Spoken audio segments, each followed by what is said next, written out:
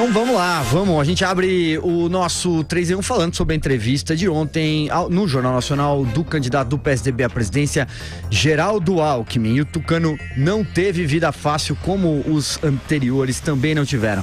Os primeiros 17 minutos foram para colocar o ex-governador contra a parede. Ele foi questionado sobre Aécio Neves, sobre a aliança com o chamado Centrão, a prisão de Laurence Casagrande, seu ex-secretário, e os 113 milhões escondidos no exterior por Paulo Preto. Os apresentadores tentaram relacionar Alckmin a Fernando Collor, mas nesse ponto erraram, porque o PTC, partido do ex-presidente, não está na coligação do tucano, ainda que o PSDB apoie a candidatura do senador, que concorre ao governo de Alagoas, ou seja, lá, local. Depois dessa parte foram feitas algumas perguntas sobre propostas. Alckmin defendeu sua política de segurança pública em São Paulo e tentou se vender como um administrador experiente. Andreasa, começa com você hoje. O que você achou da entrevista do Geraldo Alckmin no Jornal Nacional? Silvio, eu esperava pouco, né? Como consequência do ritmo lento da campanha do Alckmin. E talvez eu estivesse condicionado por essa expectativa negativa. Então eu proponho uma margem de erro para minha avaliação aqui. Mas eu achei que ele foi bem.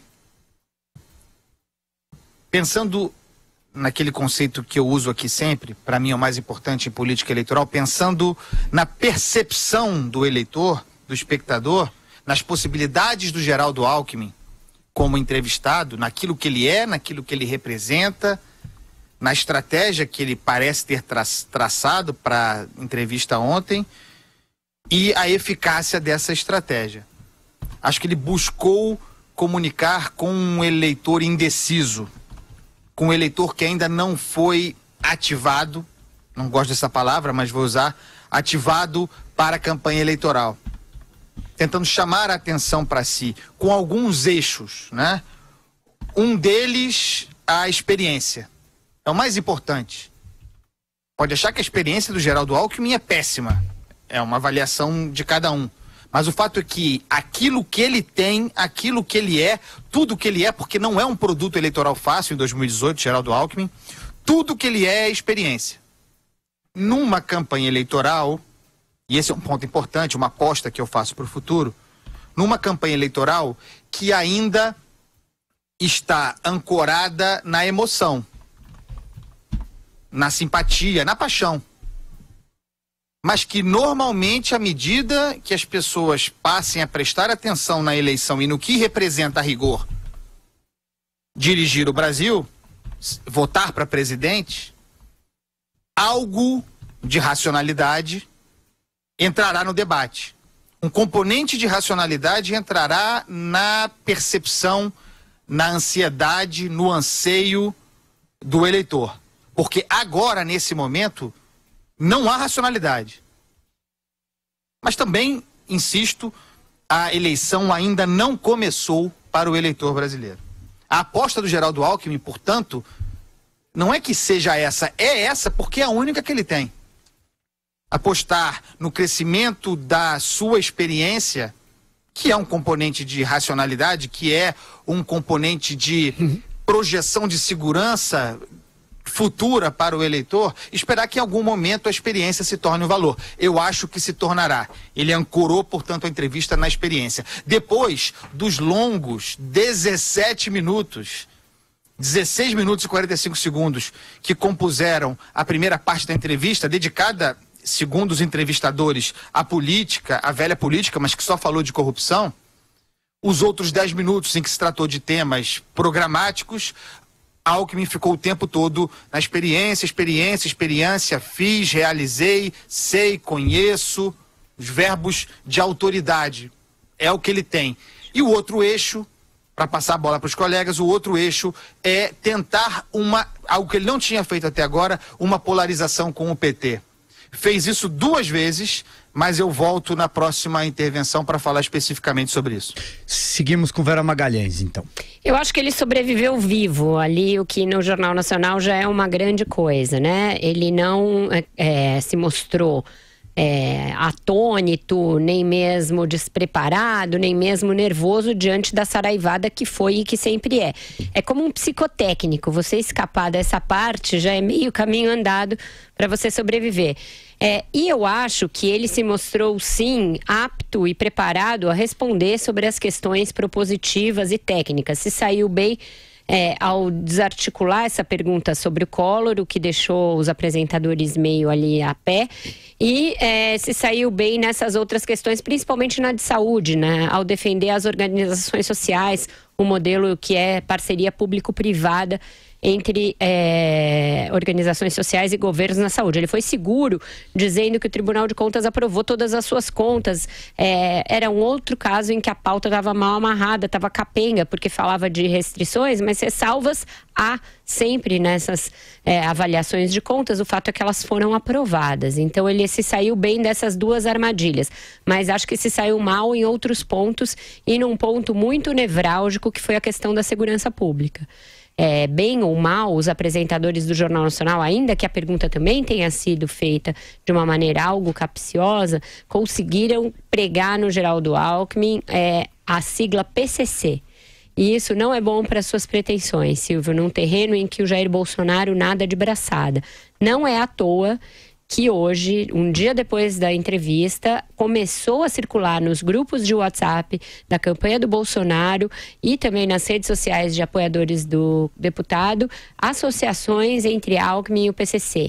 Na mesma linha, mais ou menos, proposta pela pergunta do Jornal Nacional, de que a redução da violência em São Paulo, que é um fruto, que é um trunfo do Geraldo Alckmin, na verdade seria fruto de alguma espécie de acordo em que o PCC deixaria a coisa arrefecer fora dos presídios e tocaria o terror a partir de dentro dos presídios. Ele negou isso, como deveria negar mesmo, e não há nenhum dado empírico e concreto a esse respeito, mas isso vai aparecer no submundo da campanha, no submundo da internet, de uma maneira mais virulenta daqui para frente. Então, ter aparecido essa sigla, que antes a Globo nem mesmo mencionava, né? Era proibido mencionar, falava só a facção. Ter pespegado no Geraldo Alckmin a sigla PCC é algo que ele não gostaria que tivesse acontecido, que foi notado nas pesquisas qualitativas e que não será positivo para ele. Outra coisa é a percepção do eleitor indeciso, que é o principal fator a ser olhado nessas entrevistas. Com o Geraldo Alckmin aconteceu que entre os homens, com o Jair Bolsonaro se manteve que entre os homens ele ficou estável e entre as mulheres houve um ruído negativo. Com o Geraldo Alckmin é quase um eletrocardiograma de um morto, é uma linha reta, não há reação ao que ele fala. Por mais que ele tente mostrar essa experiência, mostrar esses dados, mostrar esses números, eles não provocam nenhuma reação, não são apreendidos, não são assimilados por quem escuta. Ele não fixa uma ideia, ele não fixa uma marca, isso eu já tinha dito aqui em relação aos debates, e embora ele tenha ido melhor nessa entrevista do que foi até agora nos debates, isso continua sendo uma verdade. Não moveu nada, não conseguiu conquistar o voto do contingente de indecisos, que é algo que é fundamental para ele. A campanha pode não ter começado, mas na verdade ela tem pouquíssimo tempo daqui para frente. Ela tem 38 dias, é um nada, é assim, 38 dias e estaremos nas urnas. Não é tempo suficiente para construir uma imagem a partir do zero. Ele já tem uma imagem.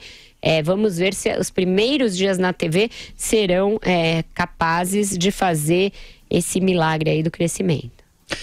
E aí, Madu, você tinha uma expectativa baixa ali pelo menos você comentou isso ontem, né, sobre o Alckmin. O que você achou? Te surpreendeu ou não?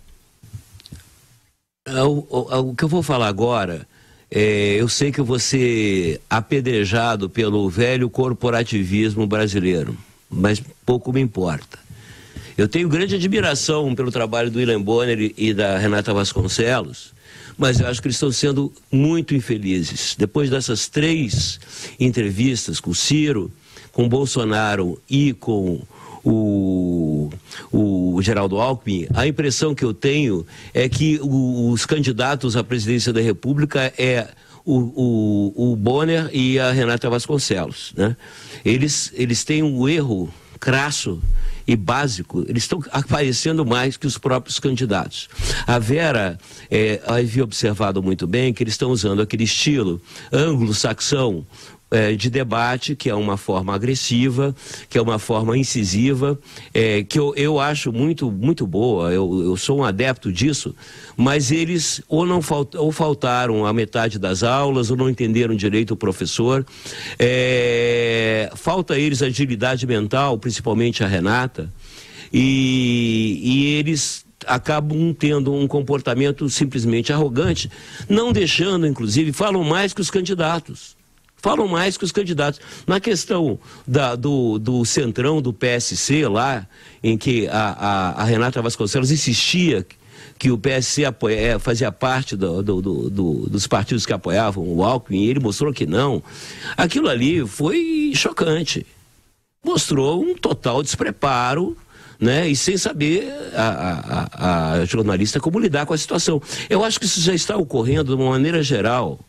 Ocorre no jornalismo do Brasil. O jornalista escreve não para o público, escreve para os outros jornalistas, né? Depois vem essa coisa que está muito clara agora nos debates e tal. Os jornalistas estão querendo lacrar, né? Eles estão querendo pegar o candidato, fazer pegadinhas. Eles viraram o quê? Popstars, né? Qual é a ideia? O que se pretende com isso? Qual é o compromisso profissional que você tem com o público, que é a razão de existir o jornalismo? Eu coloco, isso para mim é um erro editorial grave, né? Porque o que se trata de lá, o que se está se tratando e se entrevistando, sabatinando, são candidatos à presidência da República do Brasil num momento extremamente grave. Então, tem que ter um preparo, e eu acredito que ele se prepara, mas está preparado errado. A postura está errada, a conduta está errada, editorialmente está errado. Eu acho que nenhuma das entrevistas ajudou a esclarecer o voto do eleitor. Entendeu? Eu acho que, agora, e concluindo nessa minha primeira intervenção, porque o que fica mais evidente, né, desses 3 dias, desses 3 candidatos, é que quem aparece mais é o William Bonner e a Renata Vasconcelos. Agora, Andreasa, eu fui na pedicure ontem, né, consertar meus pés, e só dava eleição. Só dava eleição. A eleição começou assim, tá na boca do povo, pegou as ruas geral. Andreasa, eu sigo com você aí, só colocar aqui mais 2 pontos que me chamaram a atenção. Vocês já citaram de alguma forma, mas foi a defesa veemente que o Alckmin fez do Laurence Casagrande. Ele bateu o pé mesmo de que ele é inocente, chegou até a desafiar ali de alguma forma, dizendo: quero ver se ele vai ter tempo também para se defender caso não seja condenado, mas acho que isso é uma aposta complicada talvez.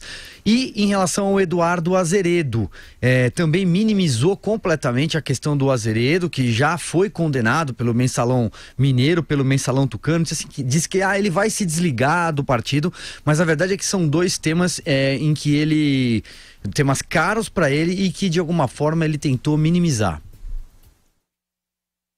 Esses temas integraram a primeira parte da entrevista, essa que teve quase 17 minutos. E eu achei interessante o comentário do Madu, antes de voltar à entrevista em si, para falar sobre a entrevista. Essas entrevistas do Jornal Nacional têm um histórico de outras eleições, e nós falamos muito sobre isso aqui, elogiando, inclusive, o caráter incisivo da entrevista.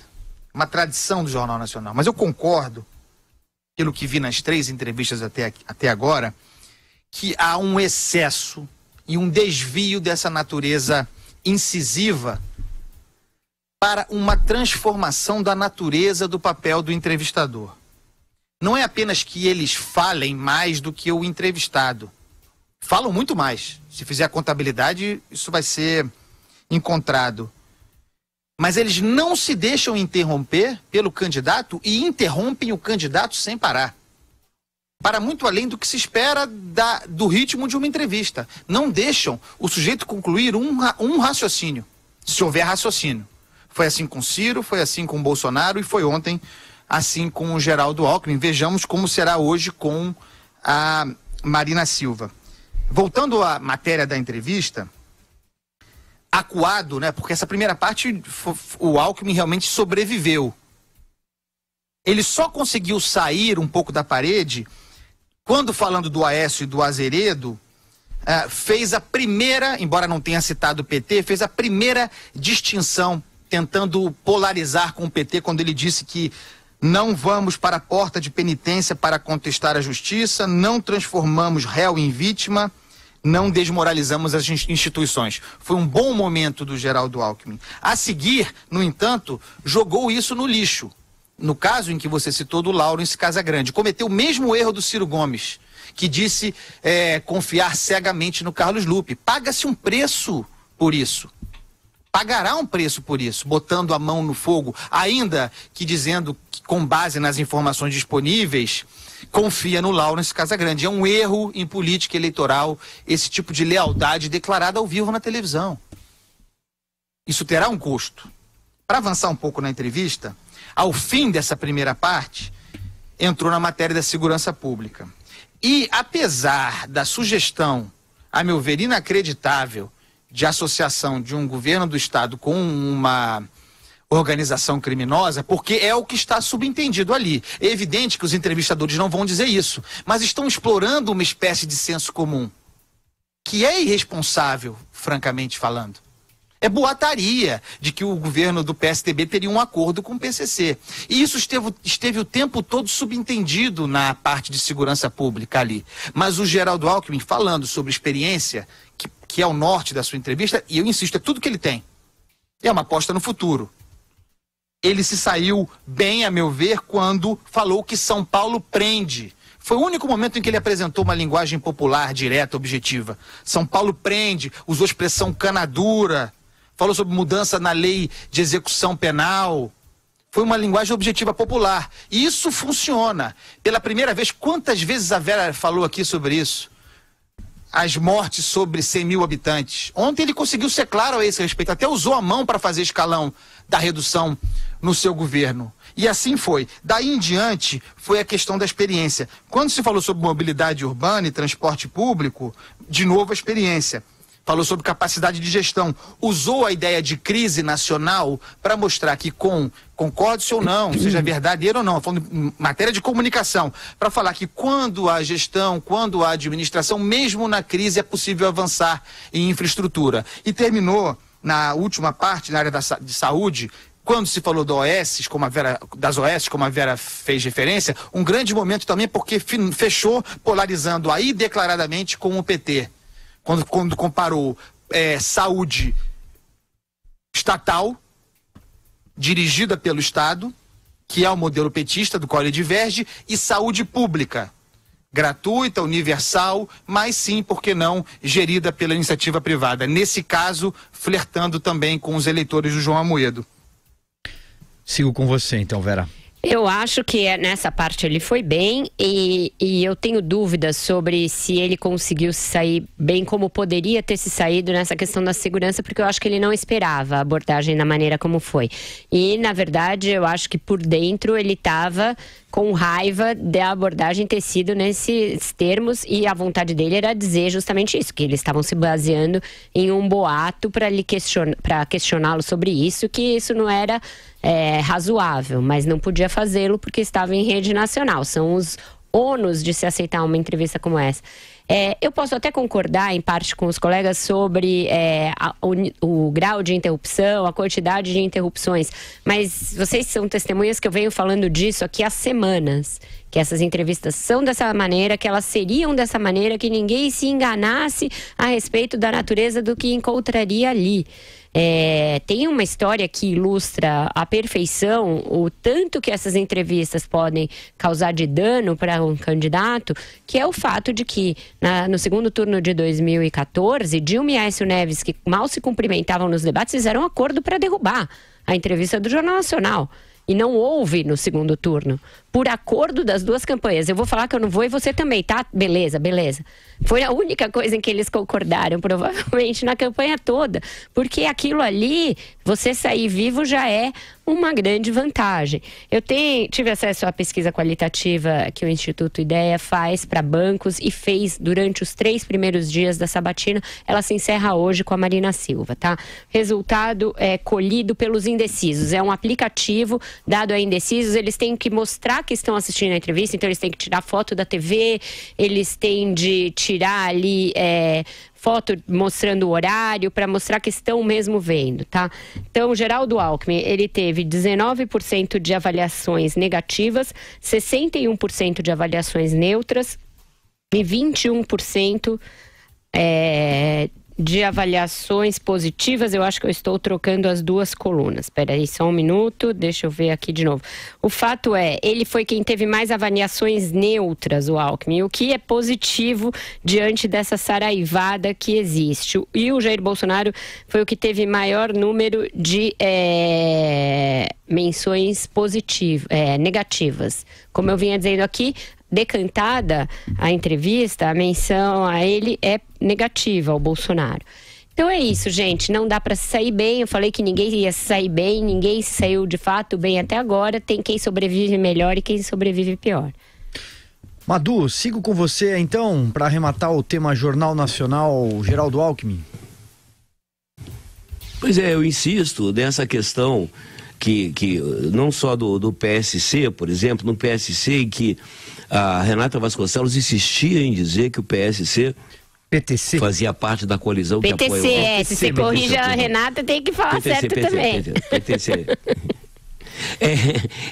Mas as pessoas falam mesmo, reclamam porque eu estou aqui, que eu sou humorista, não devia estar aqui.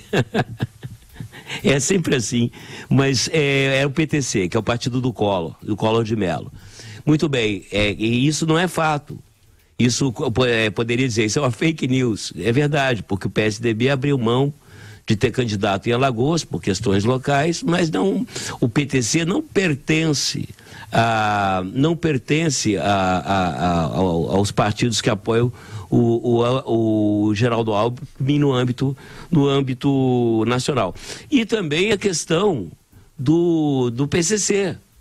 É uma questão mais do que capciosa. Eu acho muito ruim, com a reputação que tem o Jornal Nacional, você usar também um boato, né, uma ilação, como se fosse um fato, né, e mais, insistir nisso. Não me parece jornalisticamente correto esse tipo de conduta. Eu insisto, essa forma é muito boa. Você tentar colocar sob pressão o candidato, né? Porque se o cara quer ser um homem ou uma mulher que quer ser presidente da República, ele vai agir sob pressão o resto dos seus dias no poder. Então aquilo ali ele tem um teste importante. Agir sob pressão, raciocinar sob pressão, evitar ser pego em contradições, né, ter um discurso direto, essa coisa toda é muito importante. Eu acho que, inclusive, a maior contribuição que as empresas de comunicação dão, né, dessa questão é promover esses debates. Tem que ser muito cuidadoso nesses debates para que você não espetacularizar um negócio que é da maior seriedade, que é da maior importância, né? A gente vai discutir daqui a pouco a questão da educação.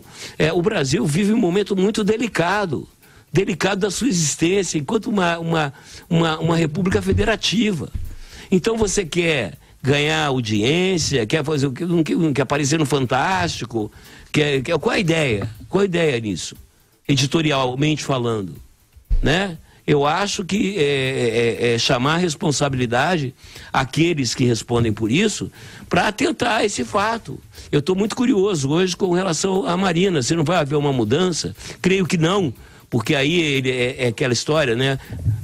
Agora eles vão ter que ir errado até o fim, né? Da mesma maneira que eu critico, né, o revisionismo o histórico que as organizações Globo fizeram com relação ao golpe de 64.